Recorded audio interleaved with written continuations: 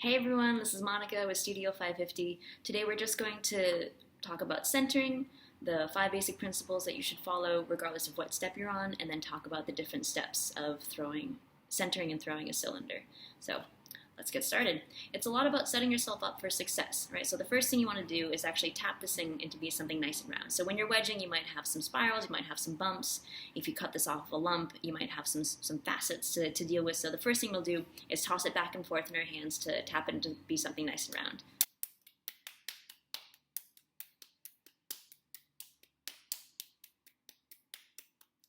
Round. Okay, so once it's round, you want to attach it to the wheel. My wheel is dry, clean. My hands are dry, clean. You don't want to have a wet wheel or a slippery wet wheel when you're about to attach your piece to the wheel, because otherwise it won't stick. We're going to use water as a lubricant so the clay slides under our hands when we're applying pressure to it. So a dry wheel is really important. So we'll take it, we'll find that middle line, our middle point, stick it down. If you miss, it's okay, just push it over. The first thing that you want to be mindful of is your body positioning. So you want to scoot in nice and close to the wheel, and then have your elbows braced against your body and your hands always helping each other. Principle number 1, elbows in, hands locked together. This helps to give a nice stable position for your hand to affect the clay. If you find that if your elbows are out like this, if you're up like this, or on your knees, or just generally not connected, or if your hands are moving independently of each other and they're not helping each other stabilize, the clay will just push you around. So make sure that you are grounded and rooted into something with weight and stability, like your body weight. You want to lean right into the clay. You can rest your hands or your forearms on this plastic splash pan. That's also a good brace. You're trying to shorten the distance from your hand, which is touching the clay, and something that's stable. Splash pan, body, stool, anything like that. Personally, I lock my elbow into my hip bone and I push from my hip. When I lean forward like this, then I'm actually wedging my bracing arm here between my leg and my body. So anyway, so that's principle 1. Elbows in, hands locked together. Use your body weight to center the clay. But what is centering? The first step to throwing on the wheel is called centering. So if we have the wheel spin, you see how the clay is moving side to side. It does not look like it's sitting still. It is not evenly compressed towards that midpoint. So we need to get that to stop. If you were to ignore this step and just go forward and make your pot, you'll have a thick wall, you have a thin wall, a medium-sized wall. Everything is really inconsistent from that midpoint. So we have to get the clay compressed towards the middle so the walls are even later. So what we'll do with this is follow that first principle, elbows in, hands locked together. I'll talk about the other principles in just a moment, but I want to show you centering. So you're going to imagine that there's an arrow on this forearm. This is braced against my body, or the rest of this arm is braced against my body. I'm going to push across until you see if the clay takes that shape. I'm going to press down with that meaty part of my thumb. So if you look at what the clay is doing, or where the clay is contacting, it's meeting this little kidney bean shape right here, all the way around. The pressure is not so much with the fingers, it's mostly with the palm, because that's where you're most strong, that's where you're most closely connected to your body weight, or wherever your anchor point is. You can also think of making a C on your left hand, like C for clay or C for cookie, whatever you want to think. And then wrap that around the clay. Brace your hand for stability. Lean in. Notice the shoulders are nice and low. Compress down. Slowly release.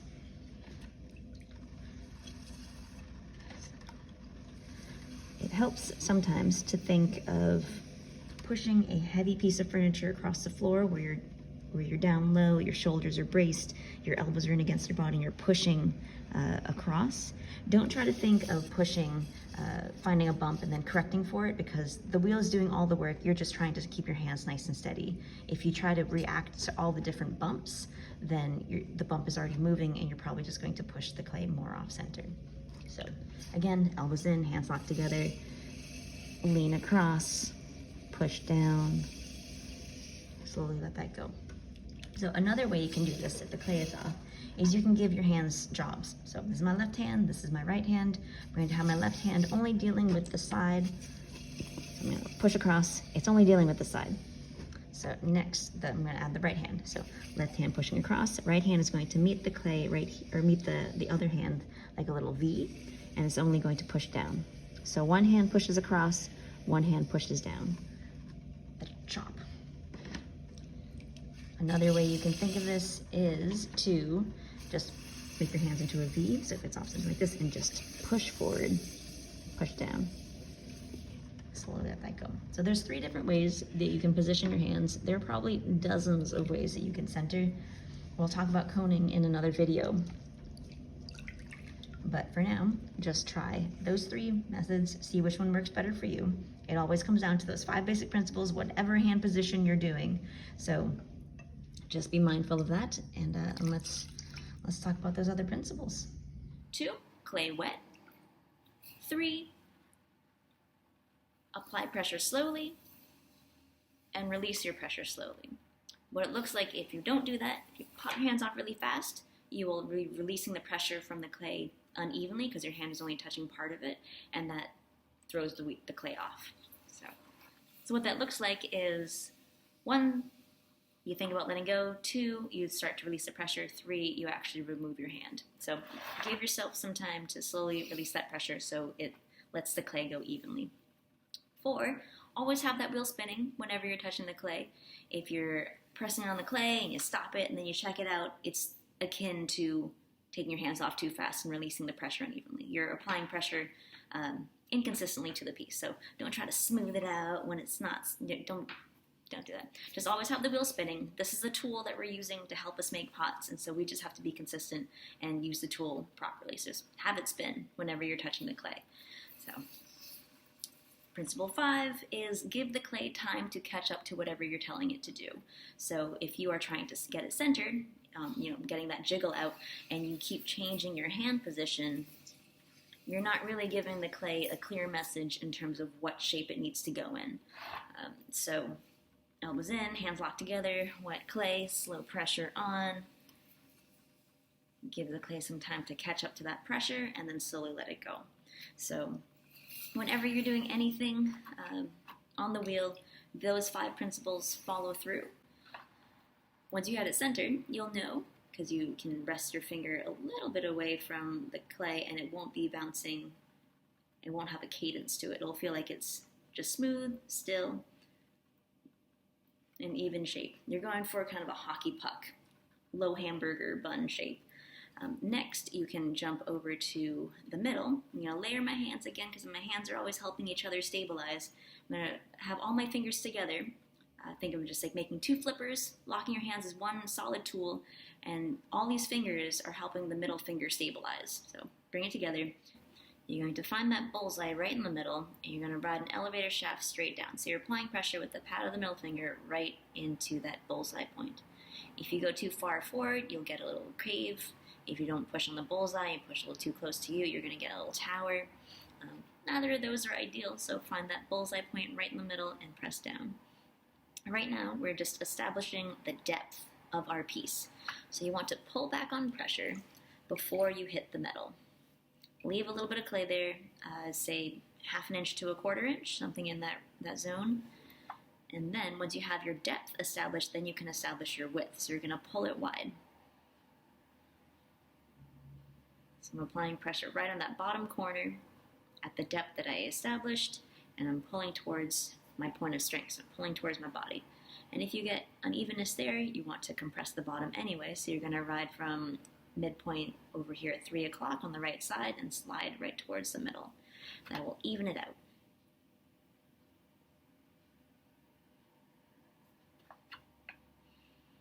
Then a helpful trick, before we start to lift up the walls, to get the bottom nice and flat, to get a corner here, because sometimes it's more of a curve that's left. So you can take this tool, this is a wooden rib, you're going to press it right into 3 o'clock. I'm going to hit the corner first, and then lay it down on the rest of the base, and then slowly remove, and now you have a nice square corner on the inside. This makes it a little bit easier for your fingers to grab that clay and then lift it up. So, your hand position here, think of the song Baby Shark, do do do do do do do, or you can think of making a shadow bird and locking those fingers together. But the point being, you want to have your hands together, no lobster claws like this, because that's 2 independently moving shapes that the clay can take.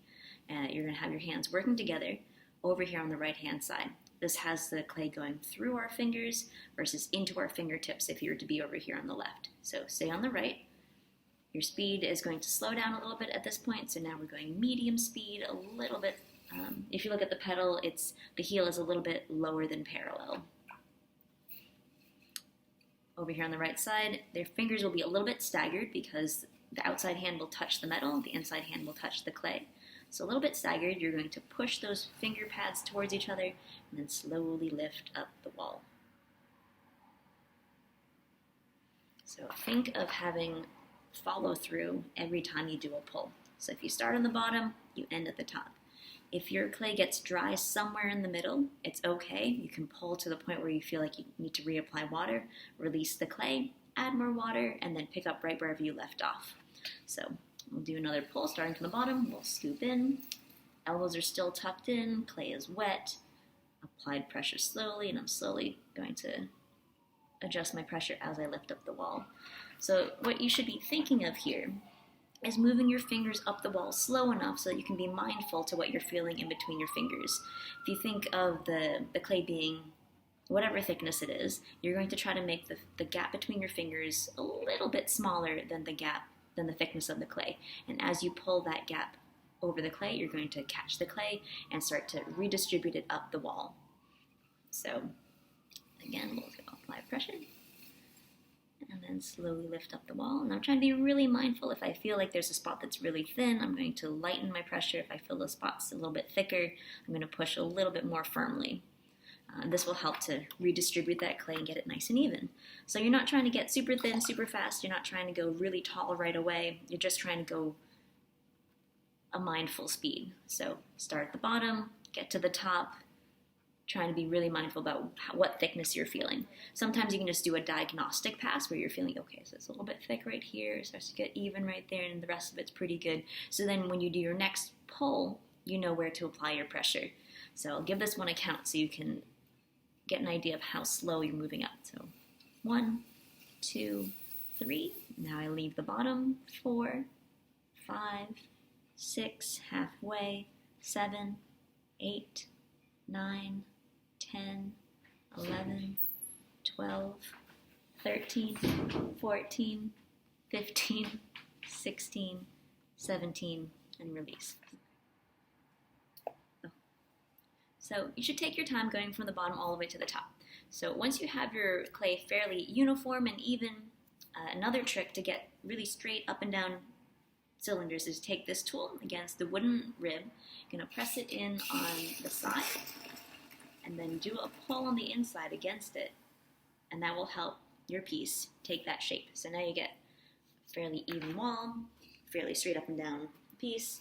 You can press it in again if there's any spots that were missed. So you can use this tool to get nice and straight walls. You can use this tool as well. This is the metal rib to start to do the same thing if you prefer it, or you can use this to smooth off any pieces that are curved. But right now, first week, if you're just getting started anyway, you want to focus on just making straight up and down cylinders. So, compress that. So there you go. Now you have your piece. Taking things off the wheel is another video. So start with this, and we'll see you next time.